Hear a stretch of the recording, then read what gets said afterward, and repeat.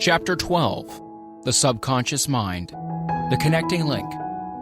The 11th Step Toward Riches. The subconscious mind consists of a field of consciousness in which every impulsive thought that reaches the objective mind through any of the five senses is classified and recorded, and from which thoughts may be recalled or withdrawn as letters may be taken from a filing cabinet. It receives and files sense impressions or thoughts regardless of their nature.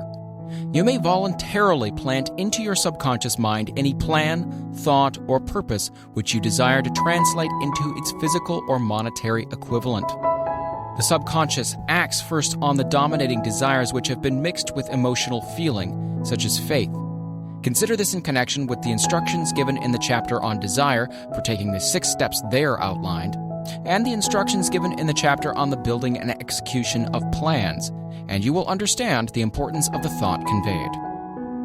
The subconscious mind works day and night. Through a method of procedure unknown to man, the subconscious mind draws upon the forces of infinite intelligence for the power with which it voluntarily transmutes one's desires into their physical equivalent, making use always of the most practical media by which this end may be accomplished. You cannot entirely control your subconscious mind, but you can voluntarily hand over to it any plan, desire, or purpose which you wish transformed into concrete form. Read again instructions for using the subconscious mind in the chapter on autosuggestion. There's plenty of evidence to support the belief that the subconscious mind is the connecting link between the finite mind of man and infinite intelligence. It is the intermediary through which one may draw upon the forces of infinite intelligence at will. It alone contains the secret process by which mental impulses are modified and changed into their spiritual equivalent. It alone is the medium through which prayer may be transmitted to the source capable of answering prayer. The possibilities of creative effort connected with the subconscious mind are stupendous and imponderable. They inspire one with awe. I never approach the discussion of the subconscious mind without a feeling of littleness and inferiority, due perhaps to the fact that man's entire stock of knowledge on this subject is so pitifully limited. The very fact that the subconscious mind is the medium of communication between the thinking mind of man and infinite intelligence is of itself a thought which most paralyzes one's reason. After you have accepted as a reality the existence of the subconscious mind and understand its possibilities as a medium for transmuting your desires into their physical or monetary equivalent, you will comprehend the full significance of the instructions given in the chapter on desire. You'll also understand why you have been repeatedly admonished to make your desires clear and to reduce them to writing. You will also understand the necessity of persistence in carrying out instructions. The 13 principles are the stimuli with which you acquire the ability to reach and to influence your subconscious mind. Do not become discouraged if you cannot do this upon the first attempt. Remember that the subconscious mind may be voluntarily directed only through habit under the directions given in the chapter on faith. You have not yet had time to master faith, but be patient and be persistent. A good many statements on the chapters on faith and autosuggestion will be repeated here for the benefit of your subconscious mind. Remember, your subconscious mind functions voluntarily whether you make any effort to influence it or not. This naturally suggests to you that thoughts of fear and poverty and all native thoughts serve as stimuli to your subconscious mind unless you master these impulses and give it more desirable food upon which it may feed. The subconscious mind will not remain idle. If you fail to plant desires in your subconscious mind, it will feed upon the thoughts which reach it as a result of your neglect. We have already explained that thought impulses, both negative and positive, are reaching the subconscious mind continuously from the 4 sources which were mentioned in the chapter on sex transmutation. For the present, it's sufficient if you remember that you are living daily in the midst of all manner of thought impulses which are reaching your subconscious mind without your knowledge. Some of these impulses are negative and some are positive. You are now engaged in trying to help shut off the flow of negative impulses and to aid in voluntarily influencing your subconscious mind through positive impulses of desire. When you achieve this, you'll possess the key which unlocks the door to your subconscious mind. Moreover, you'll control that door so completely that no undesirable thought may influence your subconscious mind. Everything which man creates begins in the form of a thought impulse. Man can create nothing which he does not first conceive in thought. Through the aid of the imagination, thought impulses may be assembled into plans. The imagination, when under control, may be used for the creation of plans or purposes that lead to success in one's chosen occupation. All thought impulses intended for transmutation into their physical equivalent, voluntarily planted in the subconscious mind, must pass through the imagination and be mixed with faith. The mixing of faith with a plan or purpose intended for submission to the subconscious mind may be done only through the imagination. From these statements, you'll readily observe that voluntary use of the subconscious mind calls for coordination and application of all the principles. Ella Wheeler Wilcox gave evidence of her understanding of the power of the subconscious mind when she wrote, "You never can tell what a thought will do in bringing you hate or love. For thoughts are things, and their airy wings are swifter than carrier doves. They follow the law of the universe. Each thing creates its kind, and they speed o'er the track to bring you back whatever went from your mind." Mrs. Wilcox understood the truth that thoughts which go out from one's mind also embed themselves deeply in one's subconscious mind, where they serve as a magnet, pattern, or blueprint by which the subconscious mind is influenced while translating them into their physical equivalent. Thoughts are truly things for the reason that every material thing begins in the form of thought energy. The subconscious mind is more susceptible to influence by impulses of thought mixed with feeling or emotion than by those originating solely in the reasoning portion of the mind. In fact, there's much evidence to support the theory that only emotionalized thoughts have any action influence upon the subconscious mind. It's a well-known fact that emotion or feeling rules the majority of people. If it is true that the subconscious mind responds more quickly to and is influenced more readily by thought impulses that are well mixed with emotion, it is essential to become familiar with the more important of the emotions. There are 7 major positive emotions and 7 major negative emotions. The negatives voluntarily inject themselves into the thought impulses, which ensure passage into the subconscious mind. The positives must be injected through the principle of autosuggestion into the thought impulses, which an individual wishes to pass on to his subconscious mind. Instructions have been given in the chapter on autosuggestion. These emotions or feeling impulses may be likened to yeast in a loaf of bread because they constitute the action element, which transforms thought impulses from the passive to the active state. Thus may one understand why thought impulses, which have been well mixed with emotion, are acted upon more readily than thought impulses originating in cold reason. You are preparing yourself to influence and control the inner audience of your subconscious mind in order to hand over to it the desire for money, which you wish transmuted into its monetary equivalent. It is essential, therefore, that you understand the method of approach to this inner audience. You must speak its language, or it will not heed your call. It understands best the language of emotion or feeling. Let us therefore describe here the 7 major positive emotions and the 7 major negative emotions so that you may draw upon the positives and avoid the negatives when giving the instructions to your subconscious mind. The 7 major positive emotions: the emotion of desire, the emotion of faith, the emotion of love, the emotion of sex, the emotion of enthusiasm, the emotion of romance, the emotion of hope. There are other positive emotions, but these are the most powerful and the ones most commonly used in creative effort. Master these 7 emotions. They can be mastered only by use, and the other positive emotions will be at your command when you need them. Remember in this connection that you are studying a book which is intended to help you develop a money consciousness by filling your mind with positive emotions. One does not become money conscious by filling one's mind with negative emotions. The 7 major negative emotions to be avoided: the emotion of fear, the emotion of jealousy, the emotion of hatred, the emotion of revenge, the emotion of greed, the emotion of superstition, the emotion of anger. Positive and negative emotions cannot occupy the mind at the same time. One or the other must dominate. It is your responsibility to make sure that the positive emotions constitute the dominating influence of your mind. Here, the law of habit will come to your aid. Form the habit of applying and using positive emotions. Eventually, they will dominate your mind so completely that the negatives cannot enter it. Only by following these instructions literally and continuously can you gain control over your subconscious mind. The presence of a single negative in your conscious mind is sufficient to destroy all chances of constructive aid from your subconscious mind. If you are an observing person, you may have noticed that most people resort to prayer only after everything has failed, or else they pray by a ritual of meaningless words.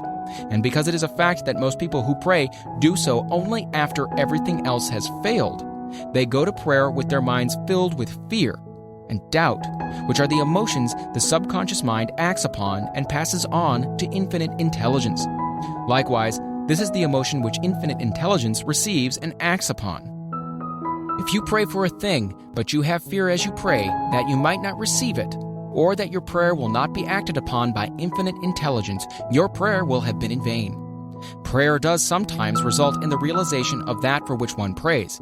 If you have had the experience of receiving that for which you prayed, go back in your memory and recall your actual state of mind while you were praying, and you'll know for sure that the theory here described is more than a theory. The time will come when the schools and educational institutions of the country will teach the science of prayer. Moreover, then prayer may be and will be reduced to a science. When that time comes, and it'll come as soon as mankind is ready for it and demands it, no one will approach the universal mind in a state of fear, for the very good reason that there will be no such emotion as fear. Ignorance, superstition, and false teaching will have disappeared, and man will have attained his true status as a child of infinite intelligence. A few have already attained this blessing. If you believe this prophecy is far-fetched, take a look at the human race in retrospect. Less than 100 years ago, men believed the lightning to be evidence of the wrath of God and feared it. Now, thanks to the power of faith, men have harnessed the lightning and made it turn the wheels of industry. Much less than 100 years ago, men believed the space between the planets to be nothing but a great void, a stretch of dead nothingness. Now, thanks to this same power of faith, men know that far from being either dead or a void, the space between the planets is very much alive, that it is the highest form of vibration known, excepting perhaps the vibration of thought. Moreover, men know that this living, pulsating, vibratory energy, which permeates every atom of matter and fills every niche of space, connects every human brain with every other human brain. What reason have men to believe that this same energy does not connect every human brain with infinite intelligence? There are no toll gates between the finite mind of man and infinite intelligence. The communication costs nothing except patience, faith, persistence, understanding, and a sincere desire to communicate. Moreover, the approach can be made only by the individual himself. Paid prayers are worthless. Infinite intelligence does no business by proxy. You either go direct or you do not communicate. You may buy prayer books and repeat them until the day of your doom without avail. Thoughts which you wish to communicate to infinite intelligence must undergo transformation, such as can be given only through your own subconscious mind. The method by which you may communicate with infinite intelligence is very similar to that through which the vibration of sound is communicated by radio. If you understand the working principles of radio, you of course know that sound cannot be communicated through the ether until it has been stepped up or changed into a rate of vibration which the human ear cannot detect. The radio sending station picks up the sound of the human voice and scrambles or modifies it by stepping up the vibration millions of times. Only in this way can the vibration of sound be communicated through the ether. After this transformation has taken place, the ether picks up the energy, which was originally in the forms of vibrations of sound, carries that energy to radio receiving stations, and these receiving sets step that energy back down to its original rate of vibration so it is recognized as sound. The subconscious mind is the intermediary, which translates one's prayers into terms which infinite intelligence can recognize, presents the message, and brings back the answer in the form of a definite plan or idea for procuring the object of the prayer. Understand this principle, and you will know why mere words read from a prayer book cannot and will never serve as an agency of communication between the mind of man and infinite intelligence. Before your prayer will reach infinite intelligence, a statement of the author's theory only, it probably is transformed from its original thought vibration into terms of spiritual vibration. Faith is the only known agency which will give your thoughts a spiritual nature. Faith and fear make poor bedfellows. Where one is found, the other cannot exist. Chapter 13, The Brain, the 12th Step Toward Riches. More than 20 years ago, the author, working in conjunction with the late Dr. Alexander Graham Bell and Dr. Elmer R. Gates, observed that every human brain is both a broadcasting and a receiving station for the vibration of thought. Through the medium of the ether, in a fashion similar to that employed by the radio broadcasting principle, every human brain is capable of picking up vibrations of thought which are being released by other brains. In connection with the statement in the preceding paragraph, compare and consider the description of the creative imagination, as outlined in the chapter on imagination. The creative imagination is the receiving set of the brain, which receives thoughts released by the brains of others. It is the agency of communication between one's conscious or reasoning mind and the four sources from which one may receive thought stimuli. When stimulated or stepped up to a high rate of vibration, the mind becomes more receptive to the vibration of thought which reaches it through the ether from outside sources. This stepping up process takes place through the positive or negative emotions. Through the emotions, the vibrations of thought may be increased. Vibrations of an exceedingly high rate are the only vibrations picked up and carried by the ether from one brain to another. Thought is energy traveling at an exceedingly high rate of vibration. Thought, which has been modified or stepped up by any of the major emotions, vibrates at a much higher rate than ordinary thought. And it is this type of thought which passes from one brain to another through the broadcasting machinery of the human brain. The emotion of sex stands at the head of human emotions as far as intensity and driving force are concerned. The brain which has been stimulated by the emotion of sex vibrates at a much more rapid rate than it does when that emotion is quiescent or absent. The result of sex transmutation is the increase of the rate of vibration of thoughts to such a pitch that the creative imagination becomes highly receptive to ideas which it picks up from the ether. On the other hand, when the brain is vibrating at a rapid rate, it not only attracts thoughts and ideas released by other brains through the medium of the ether, but it gives to one's own thoughts that feeling, which is essential before those thoughts will be picked up and acted upon by one's subconscious mind. Thus you'll see that the broadcasting principle is the factor through which you mix feeling or emotion with your thoughts and pass them on to your subconscious mind. The subconscious mind is the sending station of the brain, through which vibrations of thought are broadcast. The creative imagination is the receiving set, through which the vibrations of thought are picked up from the ether. Along with the important factors of the subconscious mind and the faculty of the creative imagination, which constitutes the sending and receiving sets of your mental broadcasting machinery, consider now the principle of autosuggestion, which is the medium by which you may put into operation your broadcasting station. Through the instructions described in the chapter on autosuggestion, you were definitely informed of the method by which desire may be transmuted into its monetary equivalent. Operation of your mental broadcasting station is a comparatively simple procedure. You have but three principles to bear in mind and to apply when you wish to use your broadcasting station: the subconscious mind, creative imagination, and autosuggestion. The stimuli through which you put these three principles into action have been described. The procedure begins with desire. The greatest forces are intangible. The Depression brought the world to the very borderline of understanding the forces which are intangible and unseen. Through the ages which have passed, man has depended too much upon his physical senses and has limited his knowledge to physical things which he could see, touch, weigh, and measure. We are now entering the most marvelous of all ages, an age which will teach us something of the intangible forces of the world about us. Perhaps we shall learn as we pass through this age that the other self is more powerful than the physical self we see when we look into a mirror. Sometimes men speak lightly of the intangibles, the things that they cannot perceive through any of their five senses, and when we hear them, it should remind us that all of us are controlled by forces which are unseen and intangible. The whole of mankind has not the power to cope with, nor to control the intangible force wrapped up in the rolling waves of the oceans. Man has not the capacity to understand the intangible force of gravity, which keeps his little earth suspended into midair and keeps man from falling from it, much less the power to control that force. Man is entirely subservient to the intangible force which comes with a thunderstorm, and he is just as helpless in the presence of the intangible force of electricity. Nay, he does not even know what electricity is, where it comes from, or what its purpose is. Nor is this by any means the end of man's ignorance in connection with things unseen and intangible. He does not understand the intangible force and intelligence wrapped up in the soil of the earth, The force which provides him with every morsel of food he eats, every article of clothing he wears, and every dollar he carries in his pockets. The dramatic story of the brain. Last but not least, man, with all of his boasted culture and education, understands little or nothing of the intangible force, the greatest of all the intangibles, of thought. He knows but little concerning the physical brain and its vast network of intricate machinery through which the power of thought is translated into its material equivalent. But he is now entering an age which shall yield enlightenment on the subject.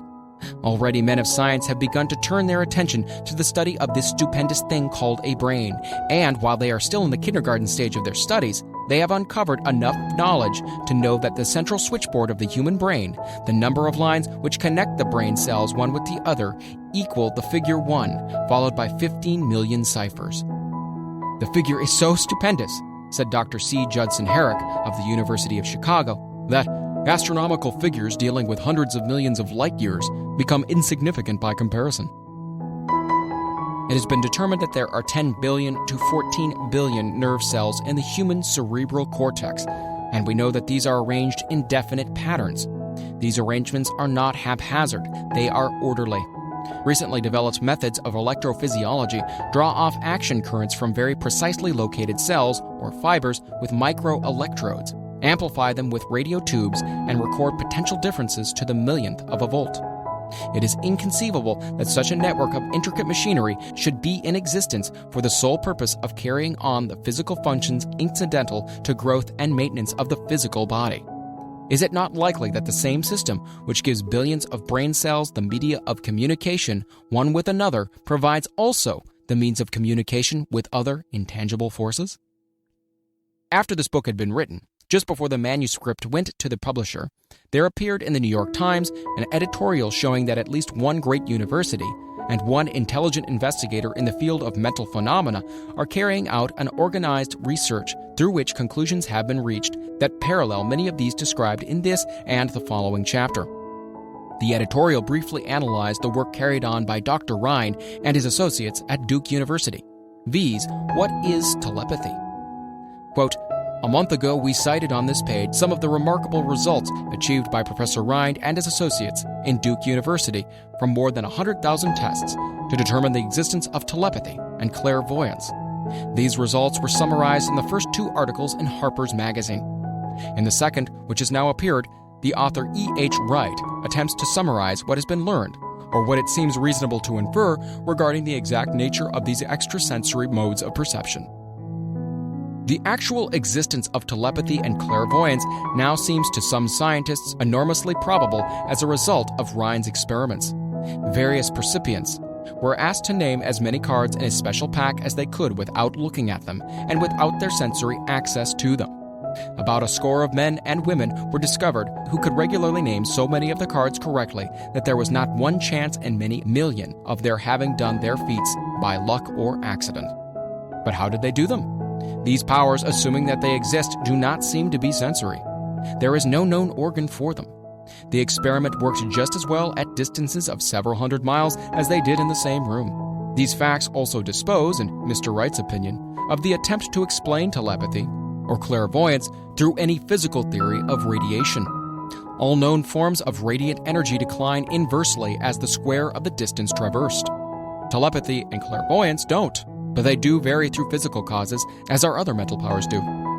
Contrary to widespread opinion, they do not improve when the percipient is asleep or half asleep, but, on the contrary, when he is most wide awake and alert.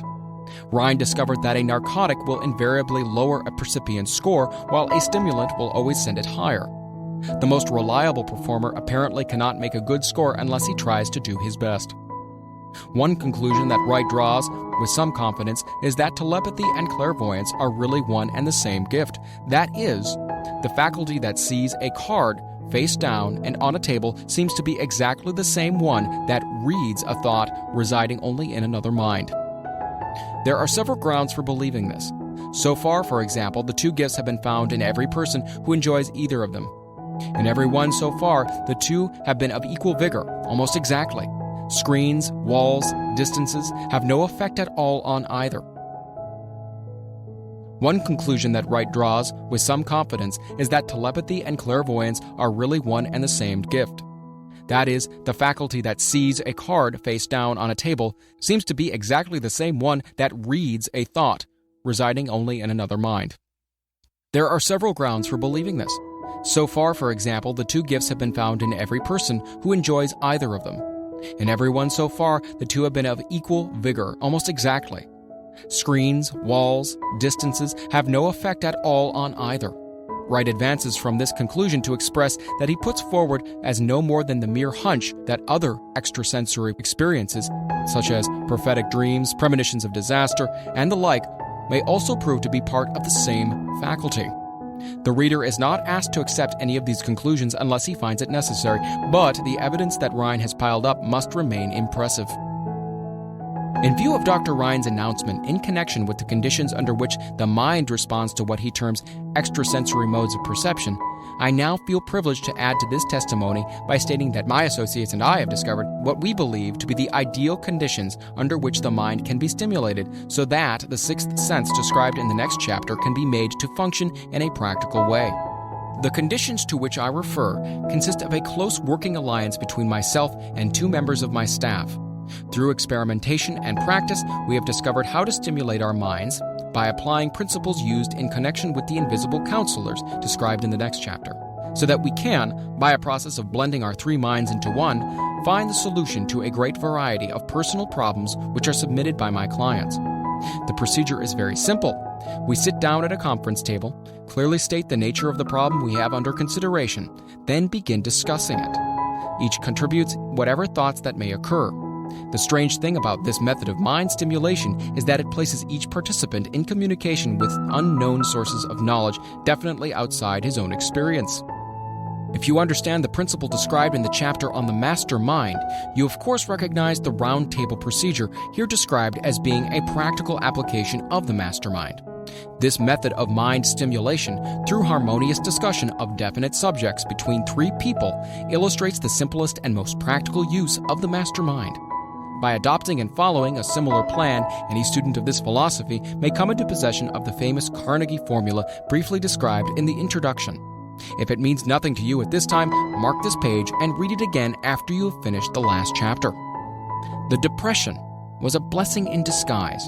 It reduced the whole world to a new starting point that gives everyone a new opportunity.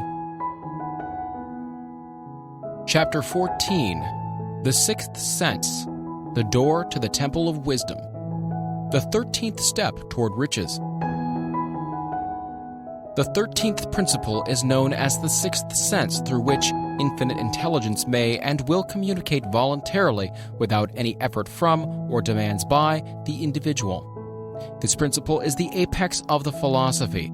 It can be assimilated, understood, and applied only by first mastering the other 12 principles.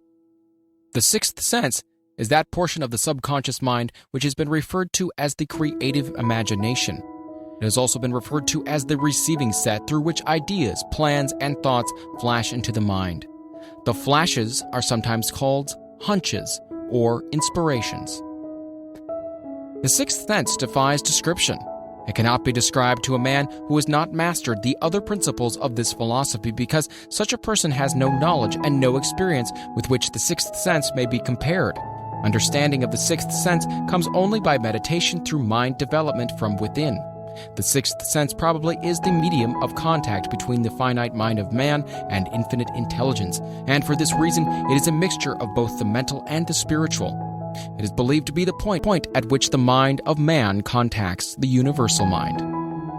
After you've mastered the principle described in this book, you will be prepared to accept as truth a statement which may otherwise be incredible to you, namely, through the aid of the sixth sense, you'll be warned of impending dangers in time to avoid them, and notified of opportunities in time to embrace them.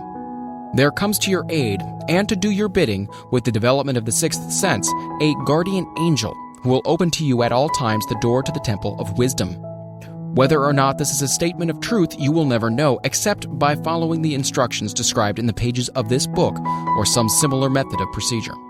The author is not a believer in, nor an advocate of, miracles, for the reason that he has enough knowledge of nature to understand that nature never deviates from her established laws. Some of her laws are so incomprehensible that they produce what appear to be miracles. The sixth sense comes as near to being a miracle as anything I have ever experienced, and it appears so only because I do not understand the method by which this principle is operated. This much the author does know, that there is a power or a first cause, or an intelligence which permeates every atom of matter, and embraces every unit of energy perceptible to man. That this infinite intelligence converts acorns into oak trees, causes water to flow downhill in response to the law of gravity, follows night with day and winter with summer, each maintaining its proper place and relationship to the other. This intelligence may, through the principles of this philosophy, be induced to aid in transmuting desires into concrete or material form. The author has this knowledge because he has experimented with it and has experienced it. Step by step, through the preceding chapters, you have been led to this, the first principle. If you have mastered each of the preceding principles, you are now prepared to accept, without being skeptical, the stupendous claims made here. If you have not mastered the other principles, you must do so before you may determine definitely whether or not the claims made in this chapter are fact or fiction. While I was passing through the age of hero worship, I found myself trying to imitate with those whom I admired. Moreover, I discovered that the element of faith with which I endeavored to imitate my idols gave me great capacity to do so quite successfully. I have never entirely divested myself of this habit of hero worship, although I have passed the age commonly given over to such. My experience has taught me that the next best thing to being truly great is to emulate the great, by feeling and action as nearly as possible. Long before I'd ever written a line for publication, or endeavored to deliver a speech in public, I followed the habit of reshaping my own character by trying to imitate the 9 men whose lives and life works have been most important to me. These 9 men were Emerson, Paine, Edison, Darwin, Lincoln, Burbank, Napoleon, Ford, and Carnegie. Every night, over a long period of years, I held an imaginary council meeting with this group whom I called my invisible counselors. The procedure was this. Just before going to sleep at night, I would shut my eyes and see in my imagination this group of men seated with me around my council table. Here, I had not only an opportunity to sit among these men, whom I considered to be great, but I actually dominated the group by serving as the chairman. I had a very definite purpose in indulging my imagination through these nightly meetings. My purpose was to rebuild my own character so it would represent a composite of the characters of my imaginary counselors. Realizing as I did early in life that I had to overcome the handicap of birth in an environment of ignorance and superstition, I desperately assigned myself the task of voluntary rebirth through the method here described. Building character through autosuggestion. Being an earnest student of psychology, I knew, of course, that all men have become what they are because of their dominating thoughts and desires. I knew that every deeply seated desire has the effect of causing one to seek outward expression through which that desire may be transmuted into reality. I knew that self-suggestion is a powerful factor in building character, that it is, in fact, the sole principle through which character is builded. With this knowledge of the principles of mind operation, I was fairly well armed with the equipment needed in rebuilding my character. In these imaginary council meetings, I called on my cabinet members for the knowledge I wished each to contribute, addressing myself to each member in audible words as follows. Mr. Emerson, I desire to acquire from you the marvelous understanding of nature which distinguished your life. I ask that you make an impress upon my subconscious mind of whatever qualities you possessed, which enabled you to understand and adapt yourself to the laws of nature. I ask that you assist me in reaching and drawing upon whatever sources of knowledge are available to this end. Mr. Burbank, I request that you pass on to me the knowledge which enabled you to so harmonize the laws of nature that you caused the cactus to shed its thorns and become an edible food. Give me access to the knowledge which enabled you to make 2 blades of grass grow where but one grew before, and helped you to blend the coloring of the flowers with more splendor and harmony, for you alone have successfully gilded the lily.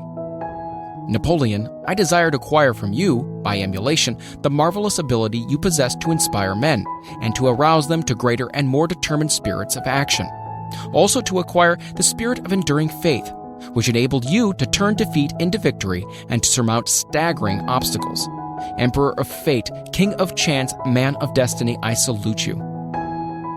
Mr. Paine, I desire to acquire from you the freedom of thought and the courage and clarity with which to express convictions, which so distinguished you. Mr. Darwin, I wish to acquire from you the marvelous patience and ability to study cause and effect without bias or prejudice, so exemplified by you in the field of natural science. Mr. Lincoln, I desire to build into my own character the keen sense of justice, an untiring spirit of patience, the sense of humor, the human understanding, and the tolerance which were your distinguishing characteristics. Mr. Carnegie, I am already indebted to you for my choice of a life work, which has brought me great happiness and peace of mind. I wish to acquire a thorough understanding of the principles of organized effort, which you use so effectively in the building of a great industrial enterprise. Mr. Ford, you have been among the most helpful of the men who have supplied much of the material essential to my work. I wish to acquire your spirit of persistence, the determination, poise, and self-confidence which has enabled you to master poverty, organize, unify, and simplify human effort so I might help others to follow in your footsteps. Mr. Edison, I've seated you nearest to me at my right because of the personal cooperation you've given me during my research into the causes of success and failure. I wish to acquire from you the marvelous spirit of faith, with which you have uncovered so many of nature's secrets, the spirit of unremitting toil, with which you have so often wrested victory from defeat. My method of addressing the members of the imaginary cabinet would vary according to the traits of character in which I was for the moment most interested in acquiring. I studied the records of their lives with painstaking care. After some months of this nightly procedure, I was astounded by the discovery that these imaginary figures became apparently real. Each of these 9 men developed individual characteristics which surprised me. For example, Lincoln developed the habit of always being late when walking around in solemn parade. When he came, he walked very slowly with his hands clasped behind him, and once in a while he would stop as he passed and rest his hand momentarily upon my shoulder. He always wore an expression of seriousness upon his face. Rarely did I see him smile. The cares of a sundered nation made him grave. That was not true of the others.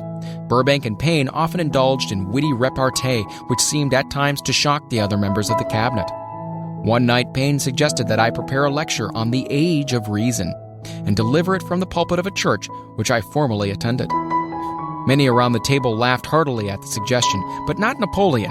He drew his mouth down at the corners and groaned so loudly that all turned and looked at him with amazement.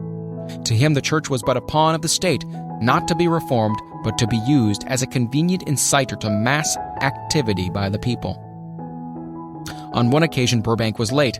When he came, he was excited with enthusiasm and explained that he had been late because of an experiment he was making, through which he hoped to be able to grow apples on any sort of tree. Payne chided him by reminding him that it was an apple which started all the trouble between man and woman. Darwin chuckled heartily as he suggested that Payne should watch out for little serpents when he went into the forest to gather apples, as they had the habit of growing into big snakes. Emerson observed, "No serpents, no apples," and Napoleon remarked, "No apples, no state." Lincoln developed the habit of always being the last one to leave the table after each meeting. On one occasion, he leaned across the end of the table, his arms folded, and remained in that position for many minutes. I made no attempt to disturb him. Finally, he lifted his head slowly, got up and walked to the door, then turned around, came back, and laid his hand on my shoulder and said, "My boy, you will need much courage if you remain steadfast in carrying out your purpose in life. But remember, when difficulties overtake you, the common people have common sense. Adversity will develop it." One evening, Edison arrived ahead of all the others. He walked over and seated himself at my left, where Emerson was accustomed to sit, and said, "You are destined to witness the discovery of the secret of life. When the time comes, you will observe that life consists of great swarms of energy, or entities, each as intelligent as human beings think themselves to be. These units have differences of opinion, the same as human beings, and often fight among themselves. These meetings which you are conducting will be very helpful to you. They will bring to your rescue some of the same units of life which serve the members of your cabinet during their lives. These units are eternal. They never die. Your own thoughts and desires serve as the magnet which attracts units of life from the great ocean of life that is out there. Only the friendly units are attracted, the ones which harmonize with the nature of your desires." The other members of the cabinet began to enter the room. Edison got up and slowly walked around to his own seat. Edison was still living when this happened. It impressed me so greatly that I went to see him and told him about the experience. He smiled broadly and said, Your dream has more a reality than you may have imagined it to have been." He added no further explanation to this statement. These meetings became so realistic that I became fearful of their consequences and discontinued them for several months. The experiences were so uncanny, I was afraid if I continued them, I would lose sight of the fact that the meetings were purely experiences of my imagination. Some 6 months after I had discontinued the practice, I was awakened one night, or thought I was, when I saw Lincoln standing at my bedside. He said, "The world will soon need your services. It's about to undergo a period of chaos which will cause men and women to lose faith and become panic-stricken. Go ahead with your work and complete your philosophy. That is your mission in life. If you neglect it for any cause whatsoever, you will be reduced to a primal state and be compelled to retrace the cycles through which you have passed during thousands of years." I was unable to tell the following morning whether I had dreamed this or had actually been awake, and I have never found out which it was, but I do know that the dream, if it was a dream, was so vivid in my mind the next day that I resumed my meetings the following night. At our next meeting, the members of my cabinet all filed into the room together and stood at their accustomed places at the council table, while Lincoln raised a glass and said, "Gentlemen, let us drink a toast to a friend who has returned to the fold."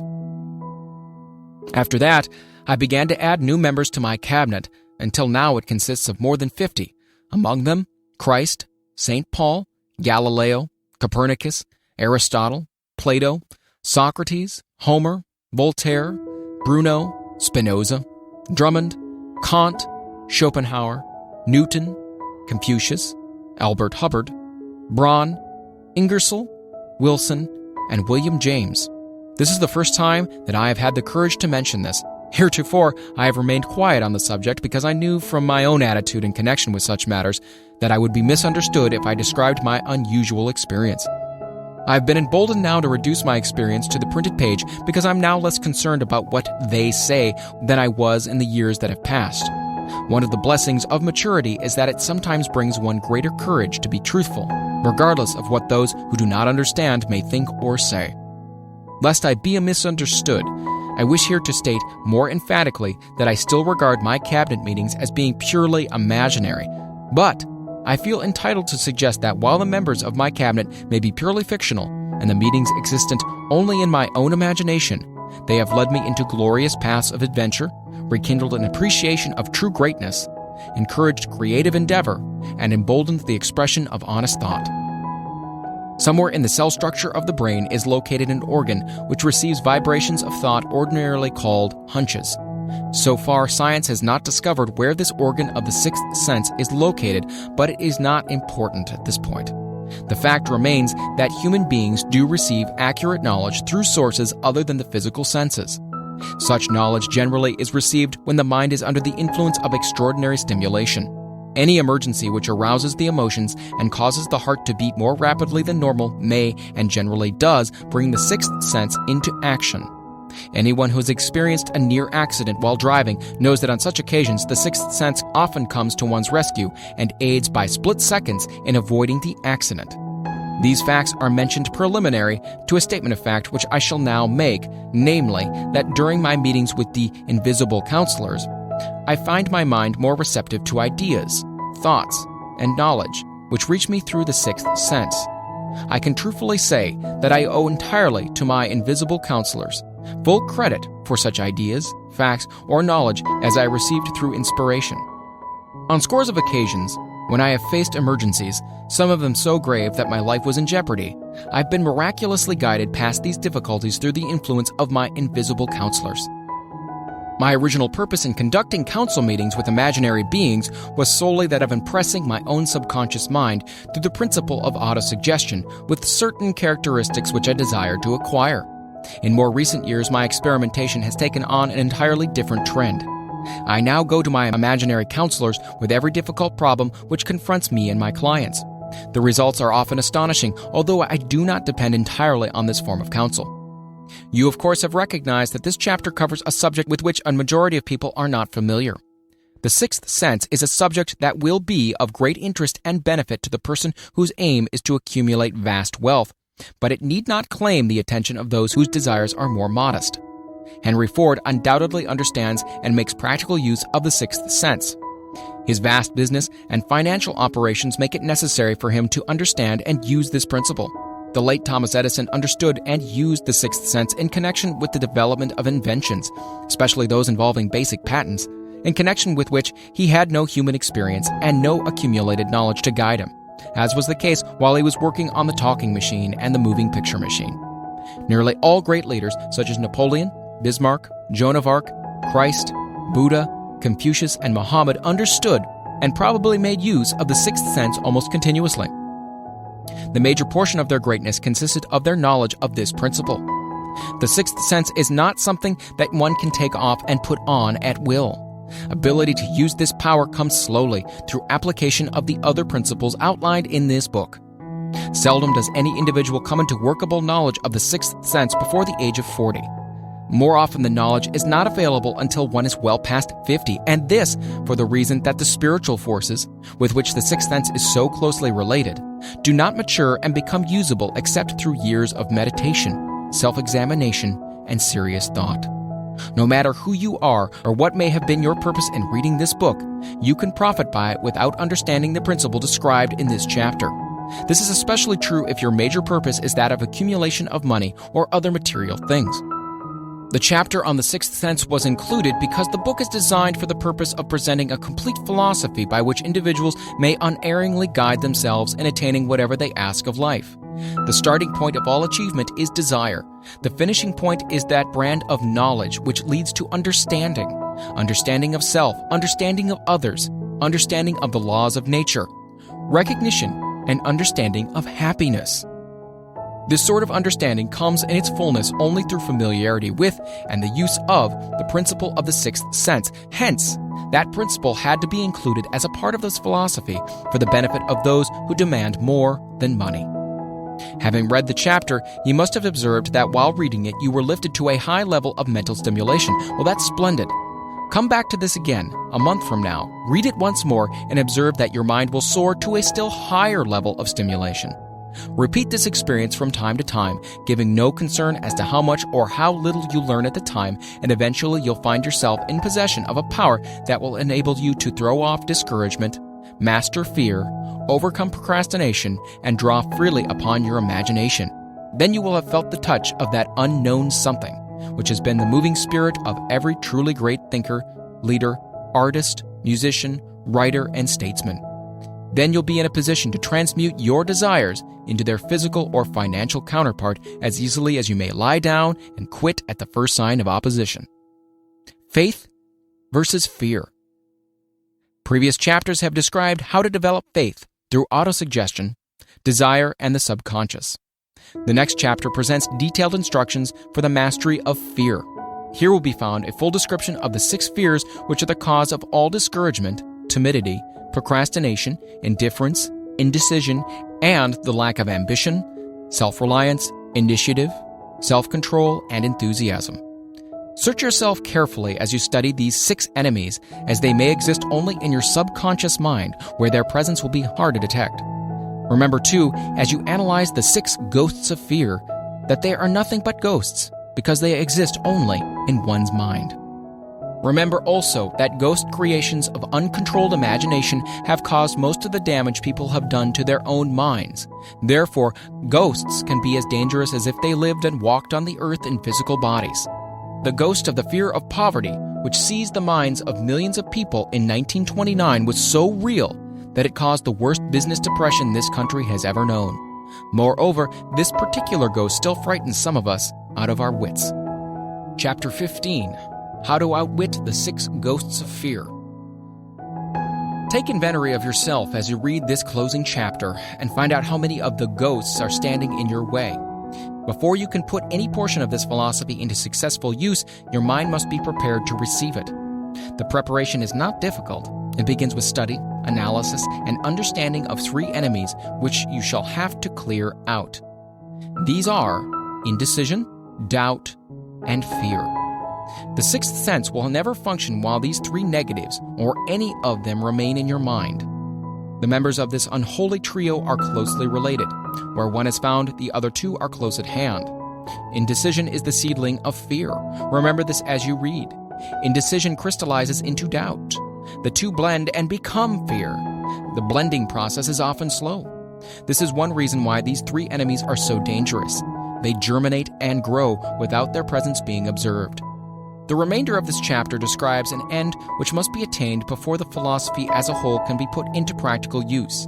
It also analyzes a condition which has but lately reduced huge numbers of people to poverty, and it states a truth which must be understood by all who accumulate riches, whether measured in terms of money or a state of mind of far greater value than money.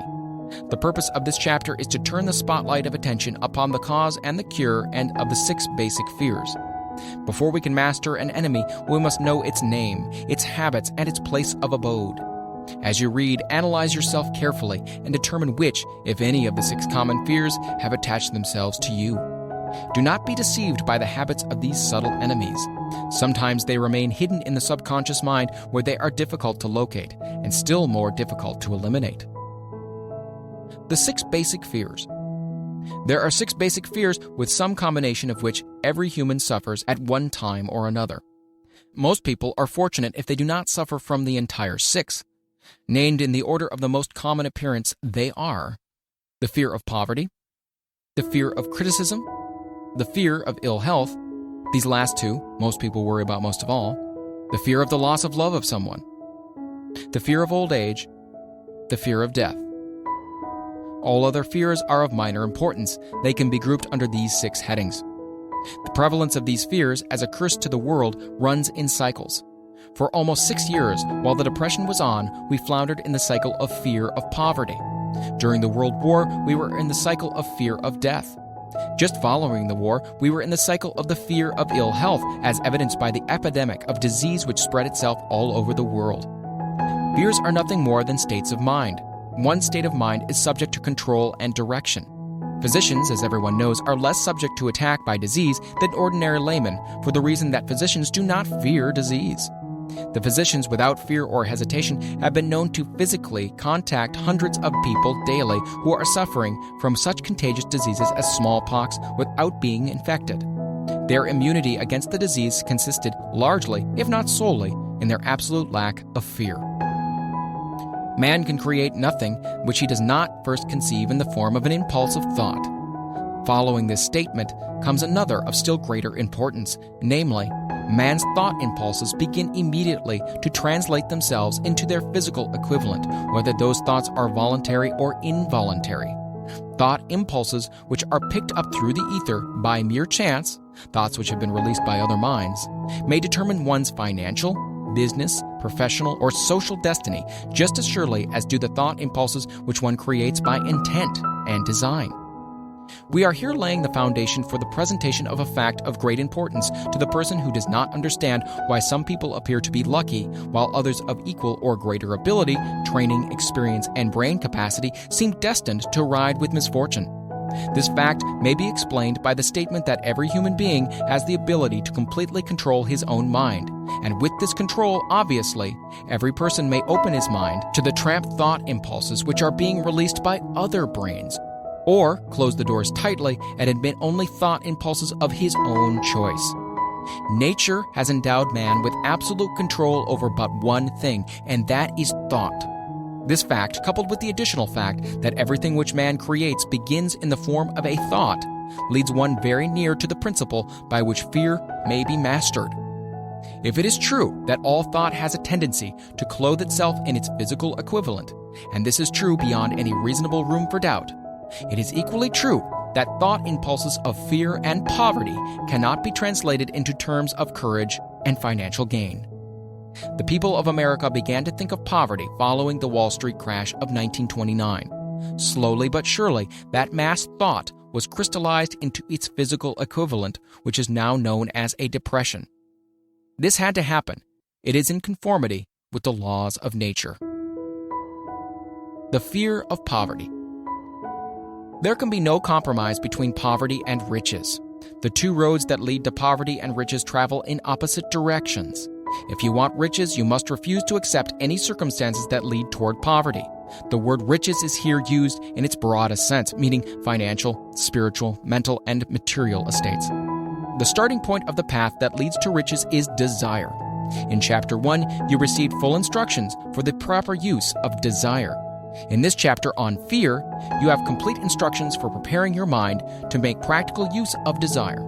Here, then, is the place to give yourself a challenge which will definitely determine how much of this philosophy you have absorbed. Here is the point at which you can turn prophet and foretell accurately what the future holds in store for you. If, after reading this chapter, you are willing to accept poverty, you may as well make up your mind to receive poverty. This is one decision you cannot avoid. If you demand riches, determine what form and how much will be required to satisfy you. You know the road that leads to riches. You have been given a road map which, if followed, will keep you on that road. If you neglect to make the start or stop before you arrive, no one will be to blame but you. This responsibility is yours. No alibi will save you from accepting the responsibility if you now fail or refuse to demand riches of life. Because the acceptance calls for but one thing. Incidentally, the only thing you can control, and that is a state of mind. A state of mind is something that one assumes. It cannot be purchased, it must be created. Fear of poverty is a state of mind, nothing else, but it is sufficient to destroy one's chances of achievement in any undertaking, a truth which became painfully evident during this depression. This fear paralyzes the faculty of reason, destroys the faculty of imagination, kills off self-reliance, undermines enthusiasm, discourages initiative, leads to uncertainty of purpose, encourages procrastination, wipes out enthusiasm, and makes self-control an impossibility. It takes the charm from one's personality, destroys the possibility of accurate thinking, diverts concentration of effort. It masters persistence, turns the willpower into nothingness, destroys ambition, beclouds memory, and invites failure in every conceivable form. It kills love and assassinates the finer emotions of the heart, discourages friendship and invites disaster in 100 forms, leads to sleeplessness, misery, and unhappiness, and all this despite the obvious truth that we live in a world of overabundance of everything the heart could desire, with nothing standing between us and our desires except the lack of a definite purpose. The fear of poverty is, without a doubt, the most destructive of the 6 basic fears. It has been placed at the head of the list because it is the most difficult to master. Considerable courage is required to state the truth about the origin of this fear, and still greater courage to accept the truth after it has been stated. The fear of poverty grew out of man's inherited tendency to prey upon his fellow man economically. Nearly all animals lower than man are motivated by instinct, but their capacity to think is limited. Therefore, they prey upon one another physically. Man, with his superior sense of intuition, with the capacity to think and to reason, does not eat his fellow man bodily. He gets more satisfaction out of eating him, quote-unquote, financially. Man is so avaricious that every conceivable law has been passed to safeguard him from his fellow man. Of all the ages of the world of which we know anything, the age in which we live seems to be the one that is outstanding because of man's money madness. It is considered less than the dust of the earth unless he can display a fat bank account. But if he has money, never mind how he acquired it, he is a king or a big shot. He is above the law. He rules in politics, he dominates in business, and the whole world about him bows in respect when he passes. Nothing brings man so much suffering and humility as poverty. Only those who have experienced poverty understand the full meaning of this. Through a long line of inherited experiences, man has learned for sure that some men cannot be trusted where matters of money and earthly possessions are concerned. This is a rather stinging indictment, the worst part of it being that it's true. The majority of marriages are motivated by the wealth possessed by one or both of the contracting parties. It's no wonder, therefore, that the divorce courts are busy. So eager is man to possess wealth that he will acquire it in whatever manner he can, through legal methods if possible, through other methods if necessary or expedient. Self-analysis may disclose weaknesses which one does not like to acknowledge. This form of examination is essential to all who demand of life more than mediocrity and poverty. Remember, as you check yourself point by point, that you are both the court and the jury, the prosecuting attorney and the attorney for the defense, and that you are the plaintiff and the defendant also. That you're on trial. Face the facts squarely. Ask yourself definite questions and demand direct replies. When the examination is over, you'll know more about yourself. If you do not feel that you can be an impartial judge in this self-examination, call upon someone who knows you well to serve as judge while you cross-examine yourself. You are after the truth. Get it no matter what the cost, even though it may temporarily embarrass you. The majority of people, if asked what they fear most, would reply, "I fear nothing." The reply would be inaccurate because few people realize that they are bound, handicapped, whipped spiritually and physically through some form of fear. So subtle and deeply seated is the emotion of fear that one may go through life burdened with it, never recognizing its presence. Only a courageous analysis will disclose the presence of this universal enemy. When you begin such an analysis, search deeply into your character. Here is a list of the symptoms for which you should look. Symptoms of the fear of poverty. Indifference, commonly expressed through lack of ambition. Willingness to tolerate poverty. Acceptance of whatever compensation life may offer without protest. Mental and physical laziness. Lack of initiative, imagination, enthusiasm, and self-control. Indecision, the habit of permitting others to do one's thinking. Staying on the fence. Doubt, generally expressed through alibis and excuses designed to cover up, explain away, or apologize for one's failures, sometimes expressed in the form of envy of those who are successful or by criticizing them. Worry, usually expressed by finding fault with others, a tendency to spend beyond one's income, neglect of personal appearance, scowling and frowning, intemperance in the use of alcoholic drink, sometimes through the use of narcotics, nervousness, lack of poise, self-consciousness, and lack of self-reliance. Overcaution, the habit of looking for the negative side of every circumstance, thinking and talking of possible failure instead of concentrating upon the means of succeeding, knowing all the roads to disaster but never searching for the plans to avoid failure, waiting for the right time to begin putting ideas and plans into action until the waiting becomes a permanent habit, remembering those who have failed and forgetting those who have succeeded, seeing the hole in the donut but overlooking the donut itself, pessimism leading to indigestion, poor elimination, auto-intoxication, bad breath, and bad disposition. Procrastination, the habit of putting off until tomorrow that which should have been done last year, spending enough time in creating alibis and excuses to have done the job. This system is closely related to overcaution, doubt, and worry. Refusal to accept responsibility when it can be avoided. Willingness to compromise rather than to put up a stiff fight. Compromising with difficulties instead of harnessing and using them as stepping stones to advancement. Bargaining with life for a penny instead of demanding prosperity, opulence, riches, contentment, and happiness. Planning what to do if and when overtaken by failure instead of burning all bridges and making retreat impossible. Weakness of and often total lack of self-confidence, definiteness of purpose, self-control, initiative, enthusiasm, ambition, thrift, and sound reasoning ability. Expecting poverty instead of demanding riches. Association with those who accept poverty instead of seeking the company of those who demand and receive riches. Money talks. Some will ask, why did you write a book about money? Why measure riches in dollars alone? Some will believe, and rightly so, that there are other forms of riches more desirable than money. Yes, there are riches which cannot be measured in terms of dollars, but there are millions of people who will say, "Give me all the money I need and I will find everything else I want." The major reason why I wrote this book on how to get money is the fact that the world has but lately passed through an experience that left millions of men and women paralyzed with the fear of poverty.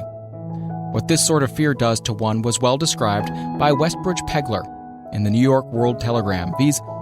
Money is only clamshells or metal discs or scraps of paper, and there are treasures of the heart and soul which money cannot buy. But most people, being broke, are unable to keep this in mind and sustain their spirits. When a man is down and out and on the street, unable to get any job at all, something happens to his spirit which can be observed in the droop of his shoulders, the set of his hat, his walk, and his gaze. He cannot escape a feeling of inferiority among people with regular employment, even though he knows that they are definitely not his equals in character, intelligence, or ability. These people, even his friends, feel, on the other hand, a sense of superiority, and regard him, perhaps unconsciously, as a casualty. He may borrow for a time, but not enough to carry on in his accustomed way, and he cannot continue to borrow very long.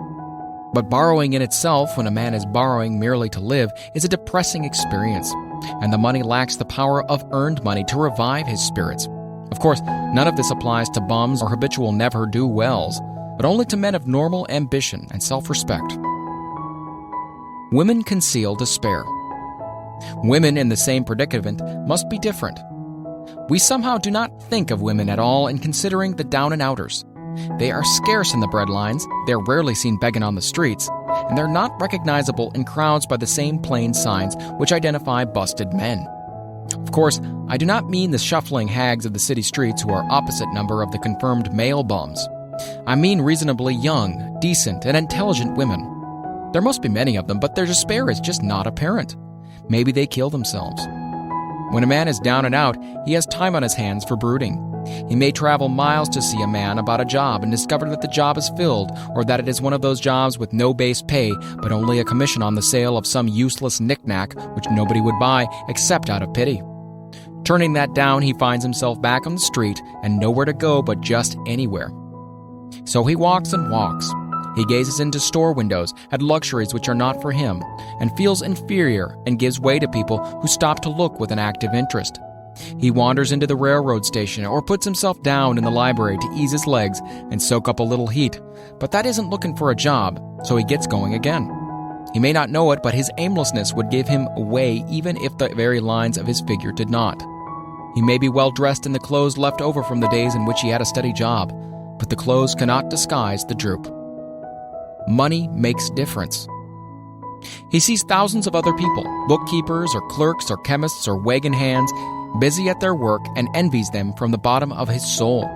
They have their independence, their self-respect, and manhood, and he simply cannot convince himself that he is a good man too, though he argue it out and arrive at a favorable verdict hour after hour. It is just money which makes this difference in him. With a little money, he would be himself again. Some employers take the most shocking advantage of people who are down and out. The agencies hang out little colored cards offering miserable wages to busted men, $12 a week, $15 a week. An $18 a week a job is a plum, and anyone with $25 a week to offer does not hang the job in front of an agency on a colored card. I have a want ad clipped from a local paper demanding a clerk, a good clean penman, to take telephone orders for a sandwich shop between 11 a.m. and 2 p.m. for $8 a month. Not $8 a week, $8 a month. The ad also says, state religion. Can you imagine the brutal effrontery of anyone who demands a good clean penman for 11 cents an hour inquiring into the victim's religion? But this is what busted people are offered. The fear of criticism. Just how man originally came by this fear, no one can state definitely. But one thing is certain, he has it in a highly developed form. Some believe that this fear made its appearance about the time that politics became a profession. Others believe it can be traced to the age when women first began to concern themselves with styles in wearing apparel. This author, being neither a humorist nor a prophet, is inclined to attribute the basic fear of criticism to that part of man's inherited nature which prompts him not only to take away his fellow man's goods and wares, but to justify his action by criticism of his fellow man's character.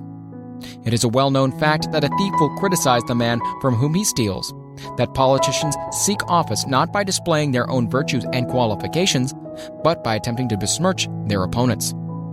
The fear of criticism takes on many forms, the majority of which are petty and trivial. Bald-headed men, for example, are bald for no other reason than their fear of criticism. Heads become bald because of the tight-fitting bands of hats which cut off their circulation from the roots of the hair. Men wear hats not because they actually need them, but mainly because everyone is doing it. The individual falls into line and does likewise, lest some other individual criticize him. Women seldom have bald heads or even thin hair because they wear hats which fit their heads loosely, the only purpose of the hats being adornment. But it must not be supposed that women are free from the fear of criticism. If any woman claims to be superior to man with references to this fear, ask her to walk down the street wearing a hat of the vintage of 1890. The astute manufacturers of clothing have not been slow to capitalize this basic fear of criticism with which all mankind has been cursed. Every season, the styles and many articles of wearing apparel change. Who establishes the styles? Certainly not the purchaser of clothing, but the manufacturer. Why does he change the style so often? The answer's obvious. He changes the style so he can sell more clothes.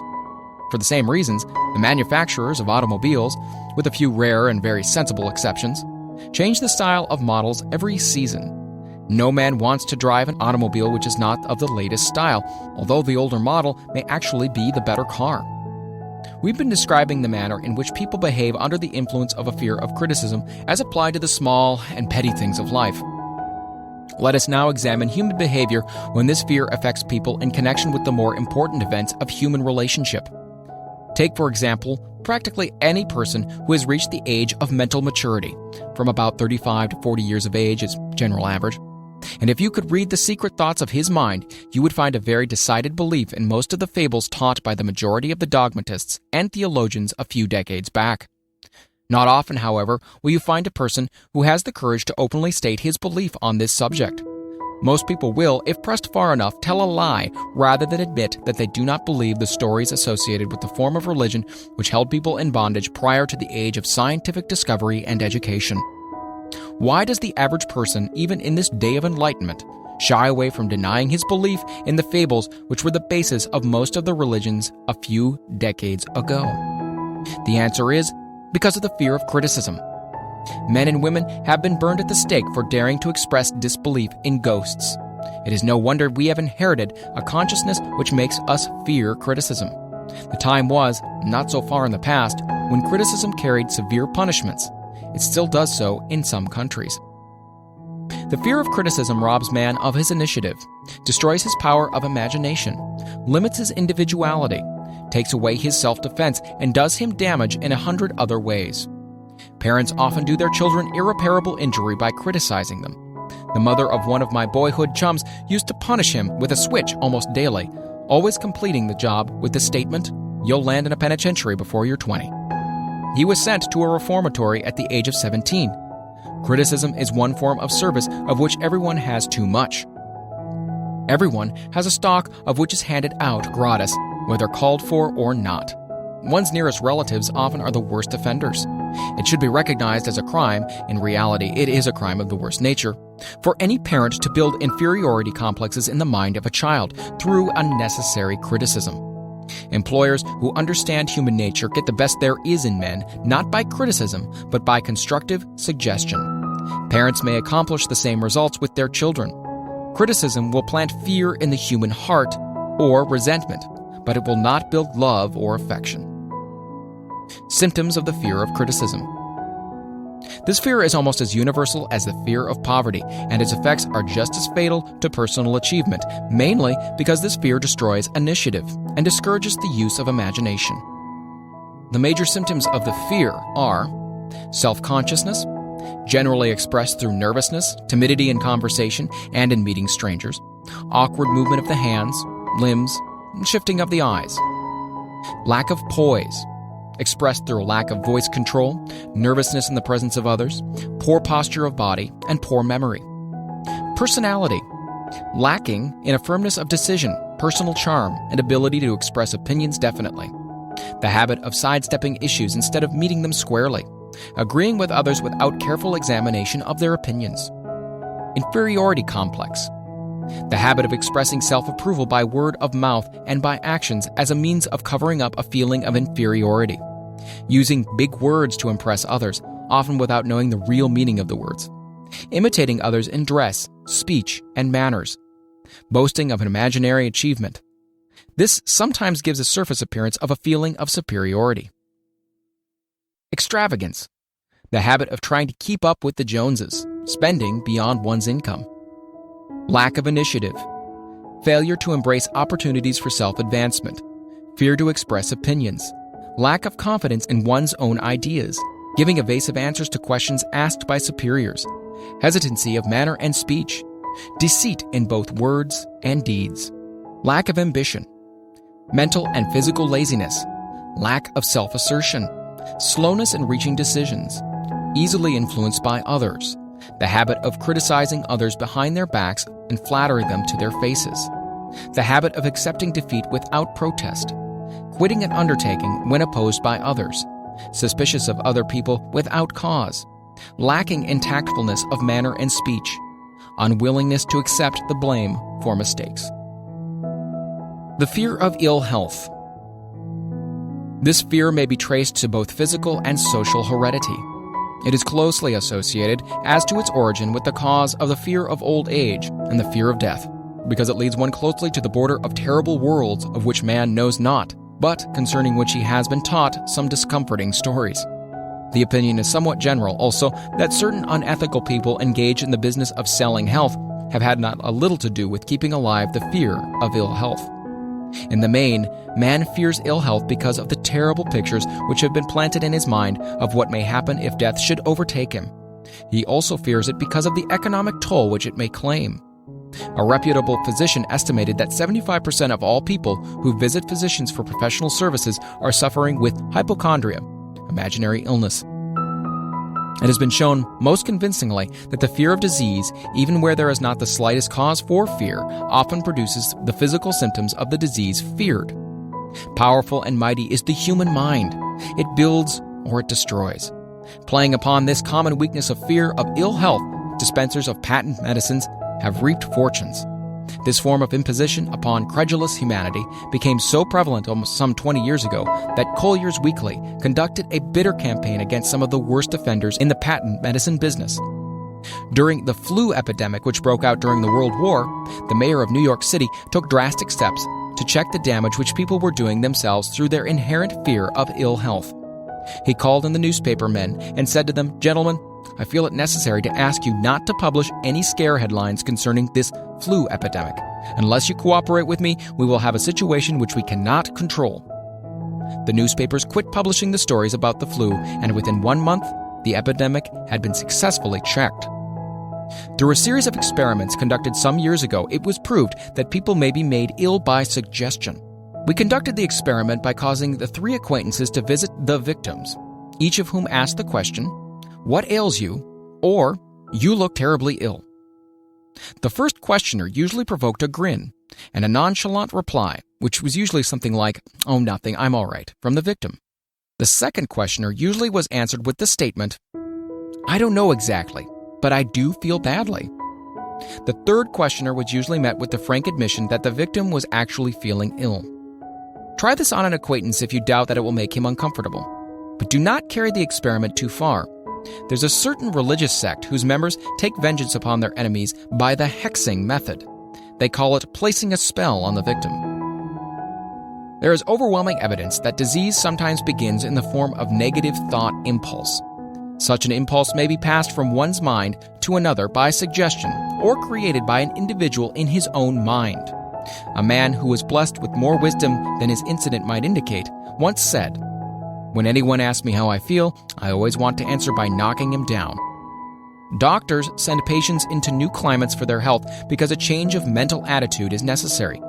The seed of fear of ill health lives in every human mind. Worry, fear, discouragement, disappointment in love and business affairs cause this seed to germinate and grow. The recent business depression kept the doctors on the run because every form of negative thinking may cause ill health. Disappointments in business and in love stand at the head of the list of causes of the fear of ill health. A young man suffered a disappointment in love, which sent him to the hospital. For months, he hovered between life and death. A specialist in suggesting therapeutics was called in. The specialist changed nurses, placing him in charge of a very charming young woman who began, by prearrangement with the doctor, to make love to him the first day of her arrival on the job. Within 3 weeks, the patient was discharged from the hospital, still suffering, but with an entirely different malady. He was in love again. The remedy was a hoax, but the patient and the nurse were later married. Both are in good health at the time of this writing.